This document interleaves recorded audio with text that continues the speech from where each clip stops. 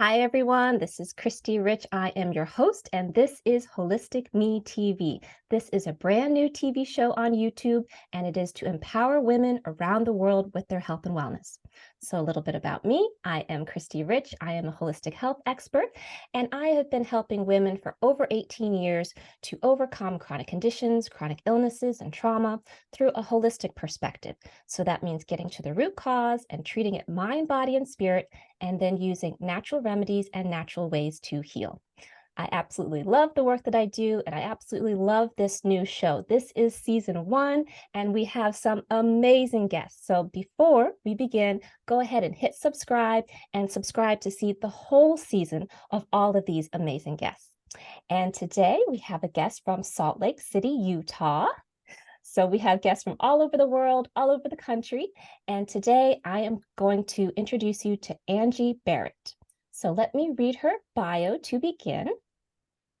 Angie Berrett is an intuitive movement coach, advanced trauma-informed yoga instructor, registered nurse, and stand-up paddleboard yoga instructor who understands the human body and how it works. She helps use play and movement to connect to their bodies, releasing stress, anxiety, depression, and trauma. After going through from child abuse survivor to registered nurse to yoga instructor, she has spent much of her life caring for others. Now, she helps others heal their pain, transforming their lives. Beautiful. Welcome, Angie. Great to have you on the show. Hi, Khristee. Thanks for having me. I'm so excited to be here. Wonderful, wonderful. So happy to have you. So to begin, can you introduce yourself and give us an idea of your story, of your background, how you got to do the work that you do today? Yeah, absolutely. So like Khristee said, my name is Angie Berrett, and I have many hats that I wear. I am a registered nurse. I've been a registered nurse for 20 years. And I started on this more holistic journey. I am a child abuse survivor. And about 8 years ago, I hit rock bottom. I actually had no memory of my child abuse until about 8 years ago. Some Mm, things had happened that brought out the memories of my child abuse. mm, And it kind of obliterated my life the way that I thought it was. And so I yeah, started on a journey to heal. And as I've been on the journey to heal, I needed to take a break from being a nurse. Being a nurse is actually a very high intensity, trauma inducing environment, yes. especially for what I did. I worked emergency department and ICU. So it was a lot Oh, of adrenaline. I lived in a very trauma filled world because very that's stressful, very very stressful. stressful. Oh my gosh. And as I've gotten through some of my journey, I realized that that's because that's what I was comfortable with. Because I grew up with the child abuse, I was comfortable in that high stress environment. In a no Mm, stress environment, I felt really out of place and uncomfortable. mm, Anyway, so I had to take a break from nursing, and I've practiced yoga for many years. And the yoga studio that I took classes from was offering a yoga teacher training as I was taking a break. And I thought, I need something to do. So I became a yoga instructor, and I loved it. I thought it was a great way to work with people proactively, to help people connect to their bodies. One of my wonderful. struggles with being a nurse is that we work with people reactively. Once they've had the problem, we see Right. them at the end. And so yoga gave me an opportunity to help people change and make changes in their life more from a proactive state, which is Beautiful. great. I loved it. And then when COVID hit, a yoga teacher friend of mine said that she was going to take a training on how to become a trauma-informed yoga instructor. And Mm, so there's an actual certification for it. There's a different way of teaching yes. trauma-informed yoga than even some traditional yoga. And can you explain what is trauma informed and what is trauma informed yoga? Yeah, great question. So, trauma informed means someone who has an understanding of how trauma impacts the body. And trauma, there are two different types of trauma with a capital T and trauma with a lowercase t. So, trauma with a capital T are big events that happen in life, like child abuse, domestic or intimate partner violence, car accidents, medical procedures, death, things like that. Those are trauma with a big T, big events.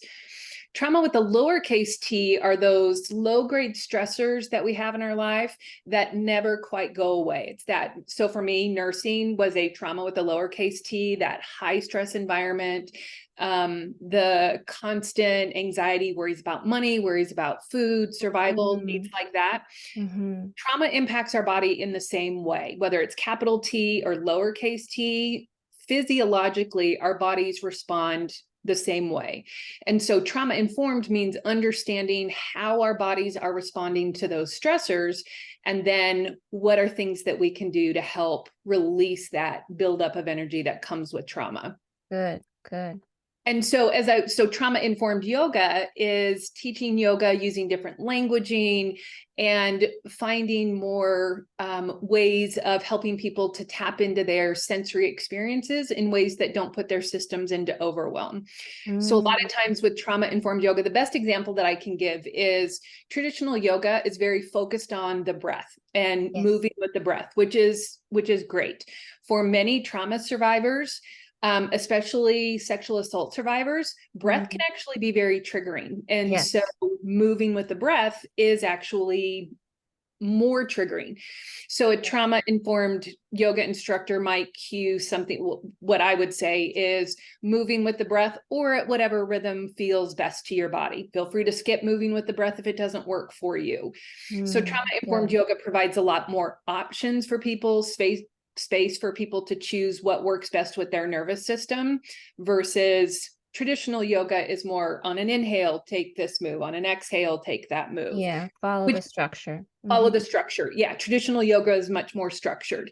And so for many trauma survivors, that structure can actually be overwhelming, triggering too much, our systems into overwhelm. In fact, I ended up struggling with that myself. I had to stop traditional yoga classes because it just became too much sensory overwhelm for me. But I could actually do trauma-informed classes because there was much more freedom to choose what I did, how I stood, when I moved, I didn't move. And so trauma-informed yoga is much more, provides more space for people to make choices based on what they want. And then that safety in that space to feel like it's okay to make whatever choice you want. And to tune into how your body feels, right? Does it feel good to continue doing what the instructor says right now, or does it feel better to do this other option, right? Yes. And not even just what does it feel, but how does it feel? Where are you feeling it? So a lot of the cues I'll give is, where do you feel it in your feet? If you don't feel it in your feet, where do you feel it in your legs?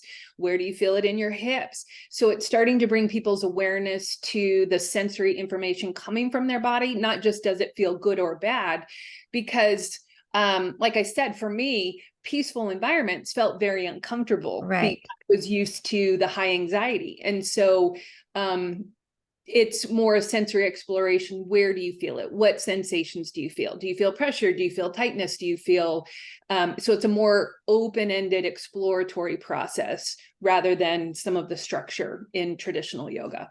Great. Thank you for explaining that so clearly. I think this is very important for the audience to understand, because I think a lot of people still are not familiar with the word trauma-informed yoga. They know about yoga classes. They know about hot yoga is very popular. They know about power yoga is very popular and hatha yoga.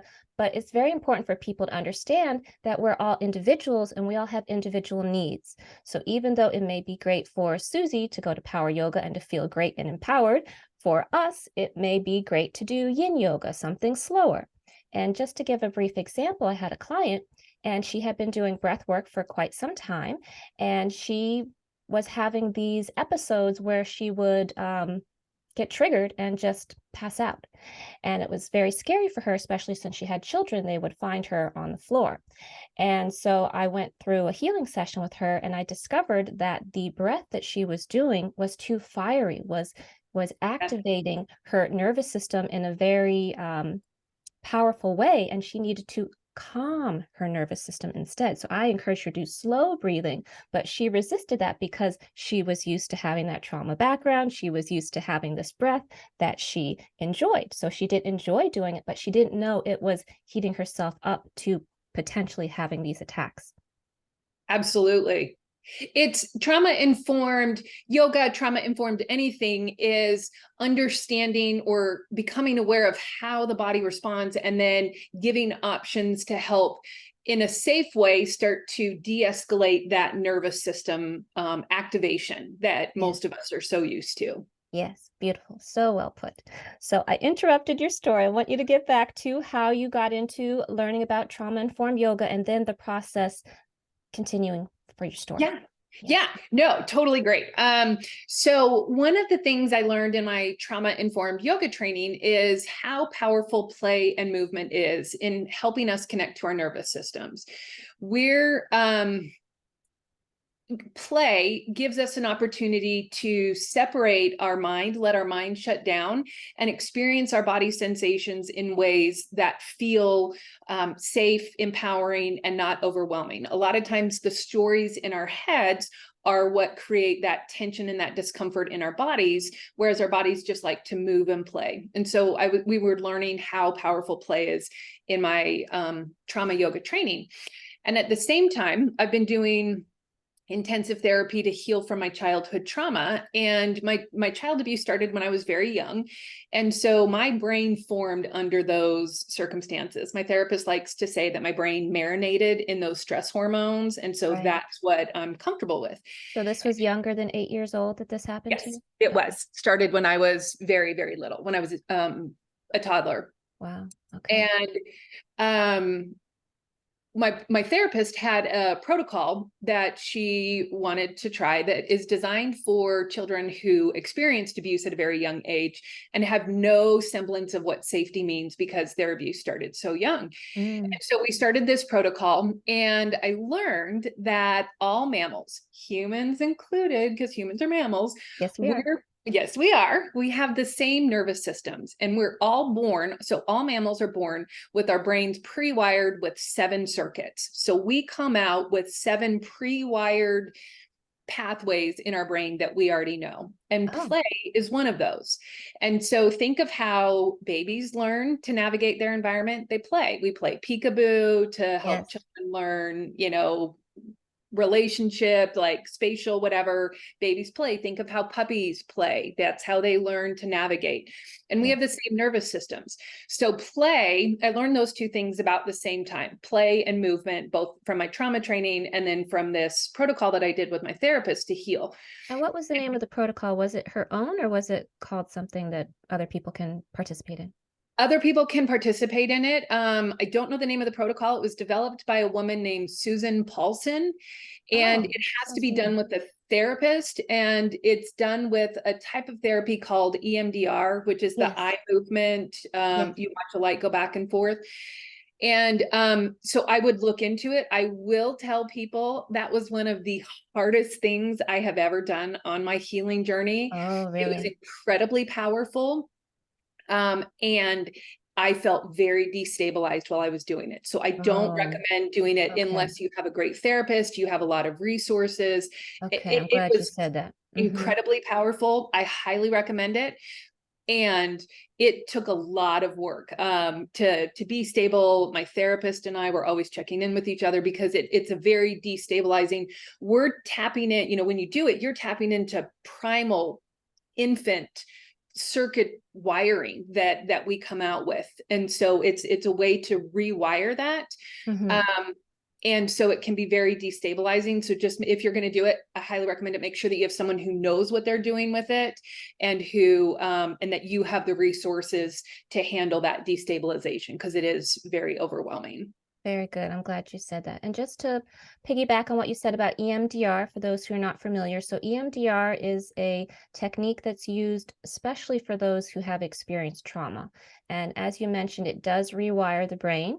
I did try it. I haven't had big T trauma from my childhood, but I was just working through it to try it. And it did seem to distance myself from the memories. So basically, what you do is you remember something and you have a very specific pattern that you do with your hands. Is that what you did? Or I don't know if there's different types of EMDR as well. There's different types. Okay. I watched a light go back and Oh, forth. okay. I didn't do that type. there is a device that has, my therapist called it a tapper, and it'll vibrate in one hand and then the other hand, or you can listen to sounds. It'll go in one ear and then the other ear. The point of EMDR is to do some sort of bilateral or one-sided and then the other-sided body sensory information, because when you're tapping into right side of your brain and left side of your brain, you're activating more neurons. And so you're able to distance yourself a little bit more. It brings you more into the conscious processing centers in our brain rather than the entire emotional center. If you're doing some sort of one-sided and then the other-sided movement or sensory information. Okay. Okay. Good to know. I didn't know there's different types of EMDR, but again, it's really helpful for many people who have trauma. So if you're looking for an alternative way to heal, you can always check out EMDR as well.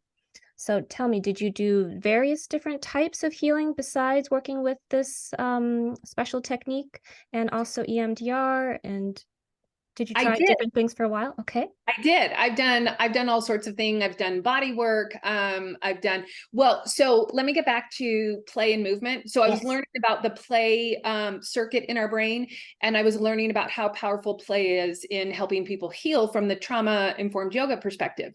And so I started using play and movement in my own body to see if I could release some of this buildup of trauma energy. And so what happens in our body when we experience trauma, either capital T trauma or the lowercase t trauma, which is those stressors, those daily stressors, our body starts releasing chemical messengers. So hormones, adrenaline, cortisol, glucose, so things that are ramping our body up, getting us ready to fight or to flight. And so that's what happens when we're in chronic stress, when we have big events. We get that amp up of energy. Our body's getting us ready to run away or to fight. So we actually have this buildup of energy coming. Now, as humans, we don't like to feel that. That's very uncomfortable, right? Yeah, we don't want that. So we tend to stuff it down. And as humans, we're incredibly sophisticated. We use our intellectual thinking to stuff that down because we can't be in our intellectual brain and our emotional brain at the same time. It just, our bodies are not built that way. So we start to intellectually process through things because we don't want to feel the discomfort of those sensations.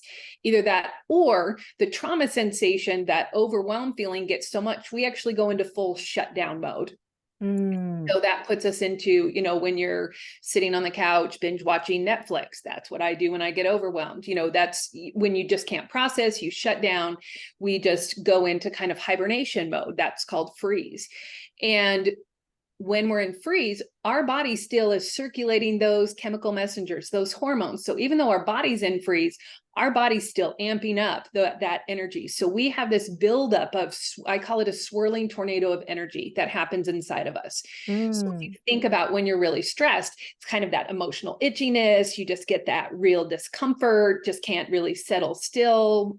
Well, at least I do. I'm assuming most people do. Most of my clients say they can relate, express that. And so play and movement, as I started to explore that in my body, gave me this way to release that energy, that fight or flight energy.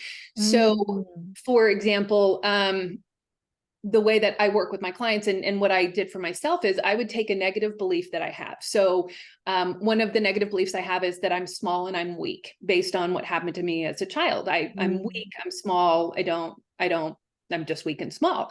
And so I would start to pretend like I was an elephant stomping around my house. And so just that element of play and not thinking I'm small, I'm weak, I'm human, who am I, like all those negative pathways that our brains tend to go down. Instead, I was an elephant. You were embodying that elephant. I was embodying that elephant. And using your creativity. That's very healing too. It is. So it's tapping into that circuitry in our brain that we have as children. I call it our superpower. So our ability to tap into play can rewire our brain faster than anything else I've found. I will fully admit I've done a lot of things, and play for me has really changed my trajectory healing. So as I would stomp around like an elephant, I started to realize, oh no, wait, I am grown up. I'm not weak. I do have this power. And so it evolved into this process that I used for myself. So you asked if I've done other modalities. Play and movement has been the biggest one for me in addition to therapy. And so I've told a couple of friends about it, and they haven't had experiences like mine. They haven't had child abuse. They've had normal everyday life stressors, and they wanted to try it. And so I walked them through some of my movement sessions, and it worked for them. They just had this release of that stress, that anxiety. They noticed they were sleeping better. And Beautiful. so I developed it a little bit more and have now turned it into a coaching business where I work with people to shift those negative beliefs that they have about themselves through play. We use that, we tap into the play wiring in our brain in order to shift it. I love To that. change Love that. Yeah. that. Love it. Because I'm all about joy too. We have so much in common. Play is fun, everyone. So I just want to start what you said, because so many adults believe that when we become adults, we should be serious. We should be responsible, and that play is only for kids. But play is healing. Play Or is as important. adult, it is. As adults, our play becomes competitive. Think of Ah, playing sports, playing instruments, like it board becomes who's games. the best. Playing games, everybody wants to win or to Yes. win. And so we don't play for the pure joy of playing like children do. We don't Right. take that imagination, that creativity just for the pure joy of no specific outcome being Mhm. derived other than to just enjoy the journey. Yes. Yes. Wonderful. Wonderful. And does this heal our inner child when we play? Yes, it does. So it not only heals our adult brain, but it gives that inner child a chance to heal. So like I said, my abuse started when I was very young. I didn't really have a childhood. I don't know any sort of childhood other than this one that was experiencing trauma. And as I've gone back and I've started using play, my wounded inner child is now free to swirl and dance and do, whatever they want to do, because I've given that opportunity for my wounded inner child to create a childhood that they would have wanted if I had had the childhood that Beautiful. if I had not had what I did experience. They've gotten to experience that now in my grown-up body. I think of my inner child as kind of a separate part of me, still me, Yes. but I think of it as a child. So how would I as a grown-up relate to that inner child? And I let them do whatever they want. So we let our body just kind of move and play and do whatever that little inner child wants, which has been incredibly healing. That's beautiful. That's beautiful. And again, I completely agree and resonate with that. I have taught my clients about the importance of their inner child. And that has been, like you said, the element that really clicked with them. They have tried everything, all these different therapies, and kind of felt like, oh, I just can't heal my trauma. Maybe I just have to deal with this for the rest of my life and accept it. But then I say, well, you have been ignoring your inner child. She needs some attention. Why don't you give her some attention? Why don't you play with her? Why don't you give her a hug? And then it's like a light bulb goes off, and they resonate with that. They try it, and they develop a relationship with her and a deep healing. They connect with that. So it really is imagining like a younger version of you, and what does she need right now?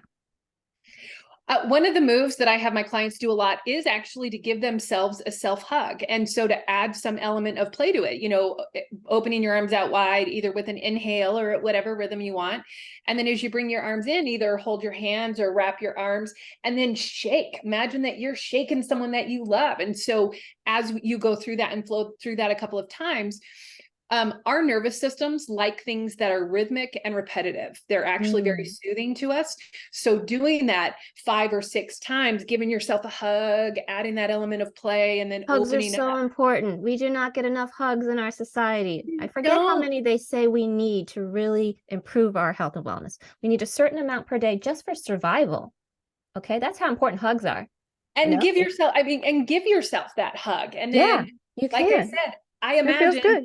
taking someone that you love, like I imagine a niece or a nephew, and then it gets easier and easier to start to think, oh no, this is how my inner child would want. And then that rhythmic opening and that repetitiveness is soothing to our nervous systems, and it starts to actually resonate deep inside of us. It starts to rewire that so that that becomes more comfortable over and over as we do it. Beautiful. So say more how movement and play heals us. Does it help to reduce the triggers? Does it help with those who are disassociated? Because there are people who just space off and it's like they're in the room with you, but they're not there. They're somewhere else. So does this also help with people who are disassociated? It does. In fact, I have struggled with dissociation for most of my life Mm, because of my childhood trauma. And so as I started on my healing journey, coming into my body was so uncomfortable because I was so accustomed to being dissociated. And for those of you that don't know, dissociated means just really disconnected from your body, no real sense of awareness. I kind of had an awareness of my head up, and there was really no awareness of anything below. mhm. But it doesn't just have to be trauma that causes dissociation. We in today's society are incredibly dissociated to begin with. We're always on our phones, we're always on our computers.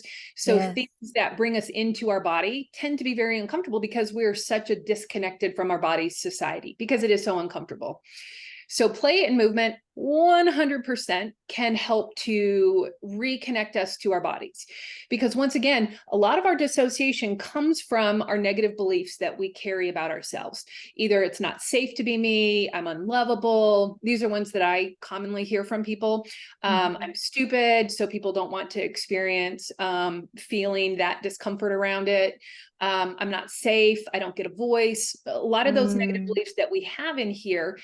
And so when we're looking at experiences that happen in our life through that lens of, I'm not worthy, I'm not good enough, nothing I do, whatever the negative belief that you carry, everyone always abandons me. No one loves me. no one No one loves wants to me, be with me. I'm unlovable, I whatever.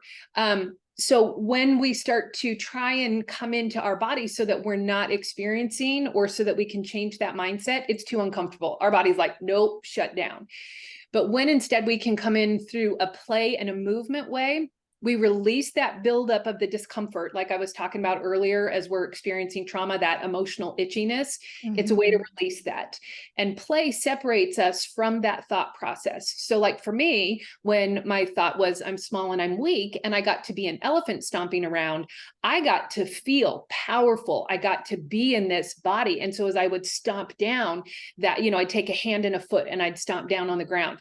And that would release that energy, but also give me a sense of my body. So because I was so dissociated, I'm like, oh no, wait, I have ground to feedback against my hand and my foot. So I'm touching the ground. Oh, I feel my back muscles. Oh, I have to use my shoulder to lift up. And so it gave me a way to tap into my body's sensory information without thinking I'm small or I'm weak, because I'm trying to be this big elephant. And so Right. I was working with a client one time who his negative belief was that he doesn't get a voice. And so we were doing what I call a Tarzan yell, which is just pounding on your chest and, tapping up into your throat and feeling not only as you make a sound, and it's not only feeling the reverberations internally, it's starting to tap and notice, what do you feel out here? Where do you feel the sensations? And then the yell itself released some of that energy. And so Beautiful. play and movement can work in so many different ways to release that buildup of disconnect for whatever reason that we may have. I love that. So I come from an acting background. I was a professional actress for quite some time, and it was very healing for me because I was very, very quiet as a little girl. I felt I didn't have a voice. I felt like I couldn't express myself. I just had to be the good girl all the time. Yes. So I guess that was my small T trauma. And so when I became an actress, I was able to express myself and play all these big characters and comedic roles, and it was so fun. And now that I'm a healer and now that I help women with their health and wellness, I've created a program where, again, we are using acting techniques to express ourselves, to heal ourselves, to give ourselves a voice, to get into our body, and to feel free. And Yes. it's amazing how healing and freeing that is. So, again, I completely resonate with what you're saying. You come from an acting background, and it sounds like we're doing similar work. We're Yes. having freedom, we're having play. You get to creatively imagine something else. I tap Yes. a lot more into animals because nature resonates with me. So, but yeah, it sounds like we're doing very similar work. Yeah, it is. That's it. That's again why I was so attracted to having you Yes. on the show. Yes. So tell me more. I know you're also a paddleboard instructor. What is that? And what happens during a paddleboard yoga session? Yes, I love paddleboard yoga. And so for those of you that don't know what it is, a paddleboard is a big board that's kind of like a surfboard, but it's actually a little bit bigger in general. And So paddleboard yoga is you then practice yoga on this floating board out in the water. It is hands down the best mind body practice I've ever done in my entire life. It is, you have to turn your mind off when you do paddleboard yoga and be in the sensation, in the moment, because if not, it gives you instant feedback when your mind starts to wander because you fall into the water. Mm, And for me, I love being in the water. I So do too. yes.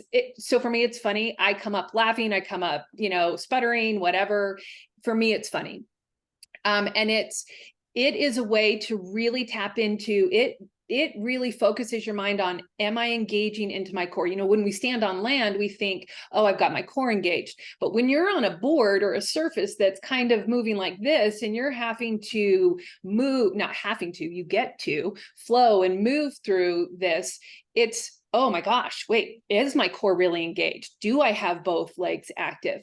And Mm. so I take clients out, and I have a lot of people that actually are very afraid of water Oh, that say, I've never been paddleboarding, I've never done yoga, I'm afraid of water, can I still do it? And those are the people that actually I encourage even more, because it's an incredibly empowering experience to start to learn how to move on a board. And there are things that a good paddleboard yoga instructor can do if you're feeling very nervous. They can keep you closer to the board. You don't stand up as much. When you stand up, you're more likely to fall in. So you can do moves that keep you closer to the board, keep your center of gravity a little more focused. It is fun. I always tell my clients, falling isn't failing. It gives you an opportunity to push your body to limits that you would never have pushed them before in an environment that's outside of your total normal wheelhouse. So your brain can't really be processing like in a traditional yoga class, especially if you're doing yoga consistently, you're comparing yourself to what you did the time before, when you're or doing yoga, someone else in the room. You may or say, someone "Oh, else in she's the room. she's a Yeah. pro. Look at her. She's always got those perfect poses. I can't do that pose. Oh, why can't I do that pose?" Or I don't have those outfits. I don't have those clothes. Oh my Or gosh. she's Yeah. in shape. She's so fit. Yeah. Yes. And paddleboard yoga, you have to let go of all of that, because once you start thinking through those things in the water, Splash. which is, I intentionally, when I go out, I still fall. I fall almost every time I go, because it gives me an opportunity to push my body to limits that, to kind of explore those limits. And it changes from day to day. So I love taking people out, people who do have a fear of the water. It gives them an opportunity to feel some sort of empowerment. They were able to Yes. overcome something that was scary for them. Amazing. I take people who love yoga, who love paddleboarding, and just want to get out and have a great time. It's such a fun practice, and it gets you out in nature, and it gets you connected to Yes, the you're in earth. nature. You're Yes. outside in the fresh air. That is And so magical. Yes. the shavasana, or final resting pose in yoga, is, kind of where most people lay on their back. Yes, I Not love that everybody pose. does. I I love do it. too. I do too. And laying in shavasana on a paddleboard and just feeling the waves rock Oh, you and feeling the wind. And for me, I love it when the sun's out. me too. That I'm a is, sun girl too. We have so yeah, much in common. that is literally my bliss. I will do that. And it's so healing, because you have all these elements of nature. You can hear the birds, you can hear the insects, you can hear Yes. the water lapping. It just is a way to really connect to nature and to connect to your body and give your mind a chance to take a break so that you can tap into that sensory experience. Beautiful. You've sold me. I have never gone to a paddleboard yoga class. I am going. This sounds amazing. I Amazing. recommend it. I think everybody should try it. I love it. Wonderful, wonderful. But for those who have some physical disabilities or who cannot stand for the whole class, what are other ways that people can engage in movement and play and still have some healing? I know you mentioned, embodying animals, but what else besides that can they do? Um, I So it depends on what sort of limitation somebody feels like they have. Yeah. Um, you can always do moves seated. So if it's something that you don't have sensation in your legs or can't stand for long periods of time, you can do a lot of these moves from a seated position. One of the things that I recommend to people, one of my top moves, is to start to explore. I'm a movement coach, so I'm going to always come back to movement, but it doesn't have to be big, like stomping around like an elephant. In fact, one of the things that I regularly start to teach people, what it is that I do is, and I'm going to invite you to do this with me, start with a side to side sway. So you can do this seated, you can do this standing. This doesn't have to be anything big. So start with a side to side sway and start to notice what's happening in your body. Notice what's happening with your shoulders, maybe what's happening with your toes, your gut. These are all clues of where we hold tension. Now switch front to back and start to notice what's happening. Khristee, I don't know if you noticed, your shoulders just went up a tiny bit and your neck started to move, whereas side to side, you were fluid. And Yeah, so it didn't feel as good to go front and back. we I was like, I all don't want to go that way. I know, right? So we all have one direction that feels soothing to our body and typically one that feels more uncomfortable. And so by starting to explore as you go the uncomfortable way, now what happens? For me, front to back is uncomfortable, side to side is more comfortable. My shoulders hunch up, my jaw tightens, my toes clench, my gut really tightens. And yet when I go side to side, my body just feels like I'm just this puddle of fluid water. And so even little movements like that are ways to start to tap into this information that your body's sending about what it wants you to know. Like, are you in a state of overwhelm and stress, or are you more relaxed? And so even something simple like a side to side sway doesn't take a lot of movement. So if you have shoulder injuries, knee injuries, you can't stand, side to side sways work. If side to side sway doesn't work, maybe try moving your eyes if your eyes move. And so even just a simple, my body tends to move as I do that. I have to hold my face still. So even a side to side move, start to notice, versus front to up to down. You know, there's ways of using movement based on what your physical body or your emotional body will allow. Yes, and I just want to start what you said. You can do small movements and it can still be play. It can still be movement. If your tongue works, side to side with your tongue. Oh yeah, I love to do that. I love to do tongue movement. Yeah. Yeah. And that releases muscles in our face, and we carry so much tension in our face. And so it's finding movement that you can do and that feels accessible to you. It doesn't have to be big stomping around. It really is starting with what's accessible to you. A lot of people that I work with maybe don't have physical limitations at this point, but their systems are in such overwhelm, they're shut down and they don't even want to move. So I'll recommend start with one finger, just wiggle one finger. And then maybe start with your other finger. And then as you start to do that, I would recommend doing it one side and then the other. Yeah. And then as you start to do that, maybe can you get two fingers going?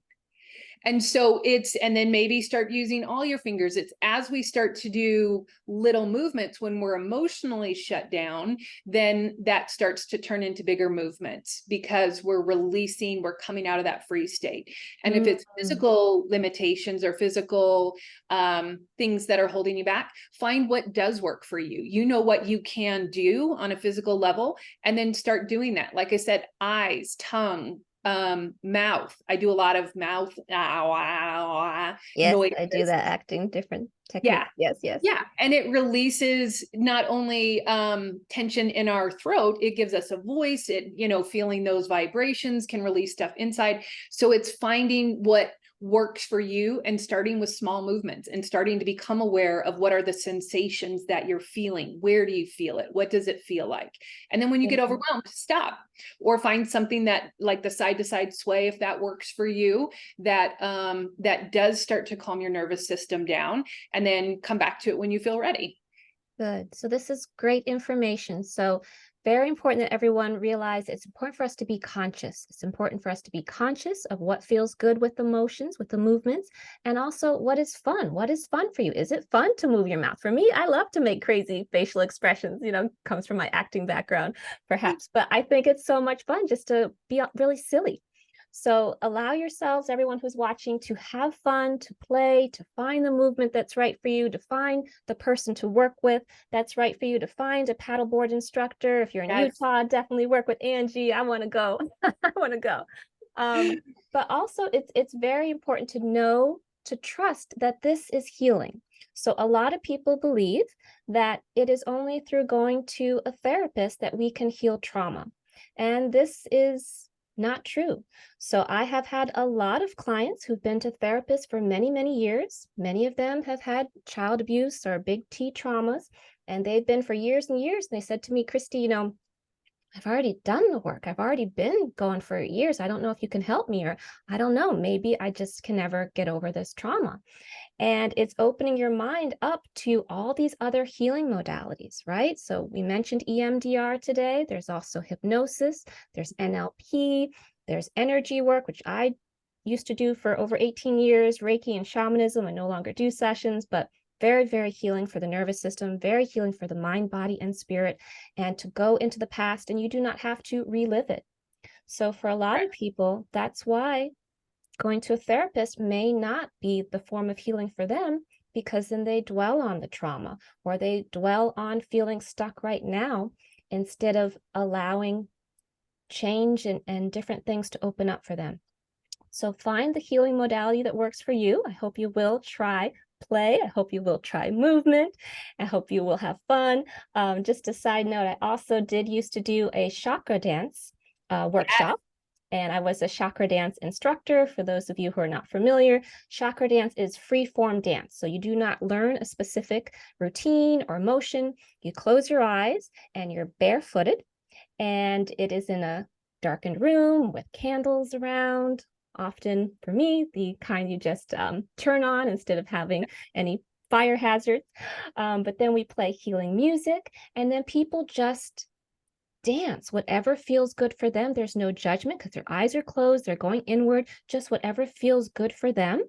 And then after the whole sequence of going through healing all the chakras with the different music, then they come into a circle and they just draw.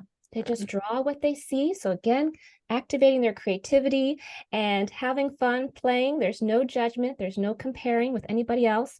And then if they want, they share their experience. And that was so healing for people. They love the opportunity to just be free, express themselves, and be creative. So there's a lot of healing in that. That's so interesting that you say that, because I have taught and I teach a chakra movement class.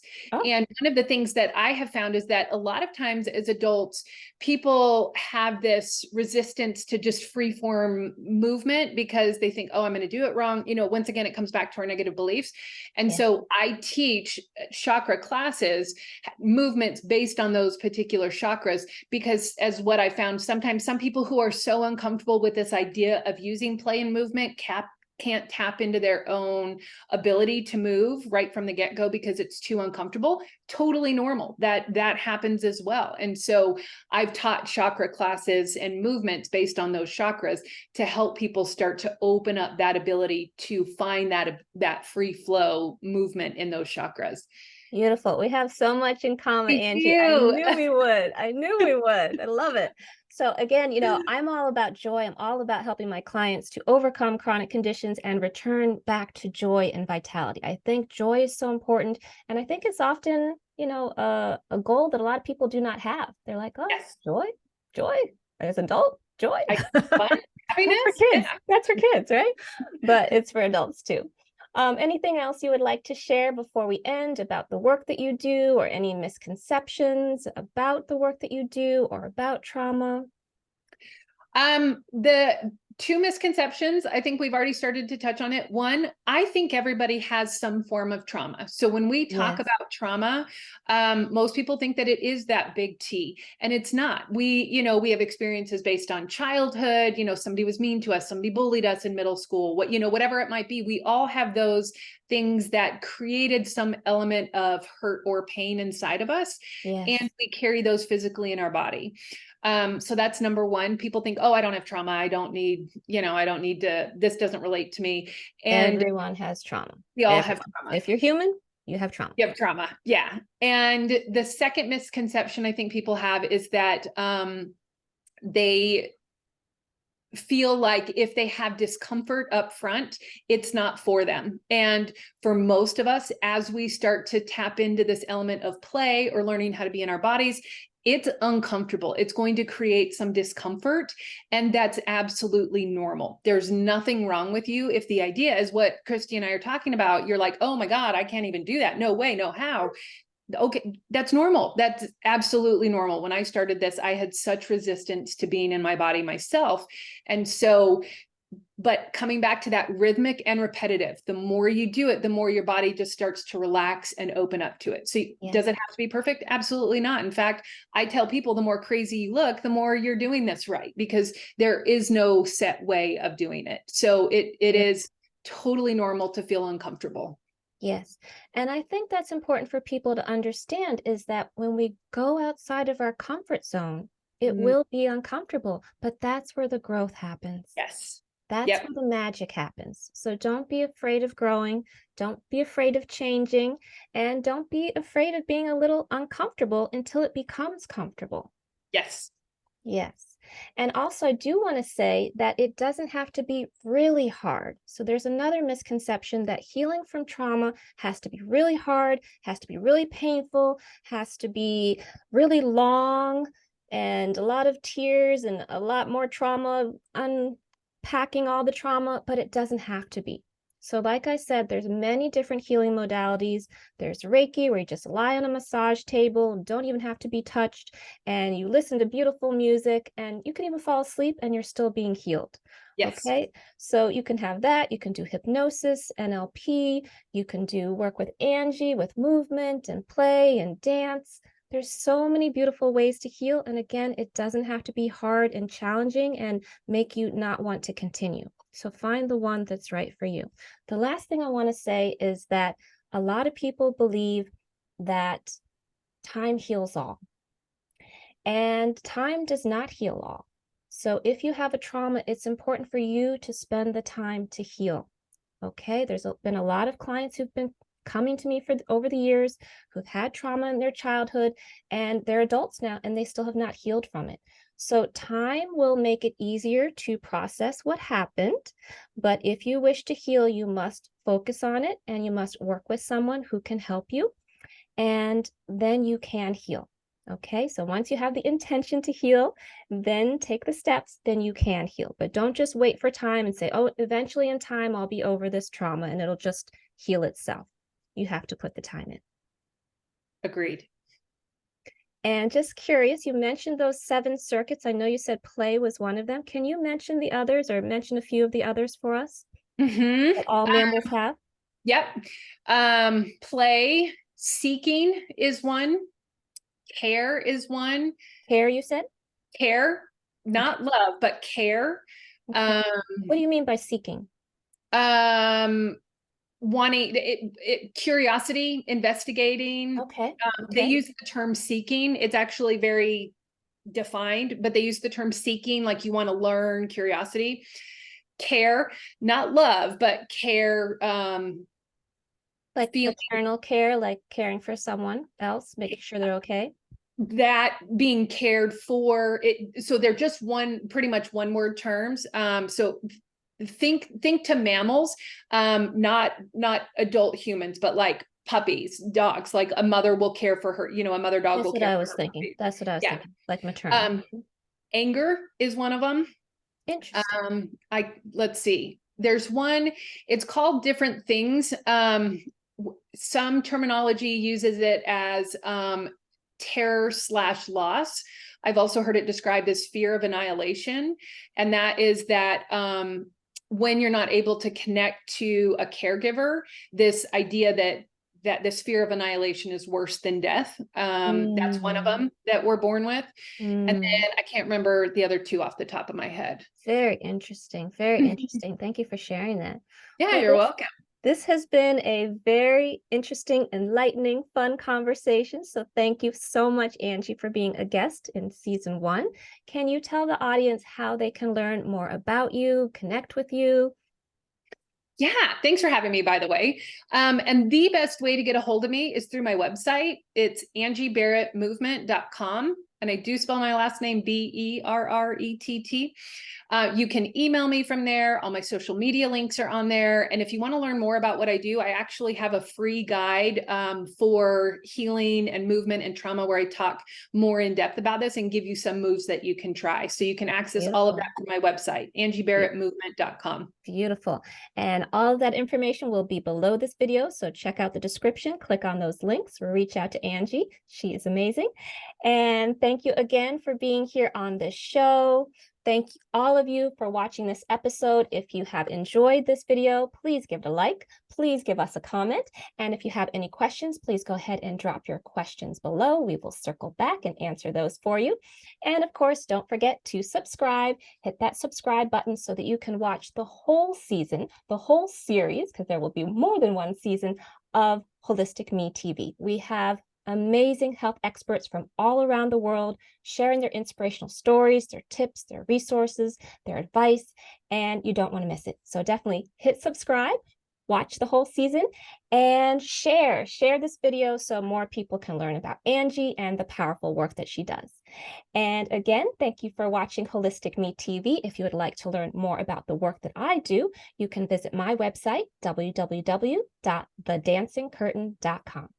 Okay, thanks again, Angie. Have a great day. Have a great day, everyone. Thanks for watching. Bye, everybody. And thank you for watching Holistic Me TV.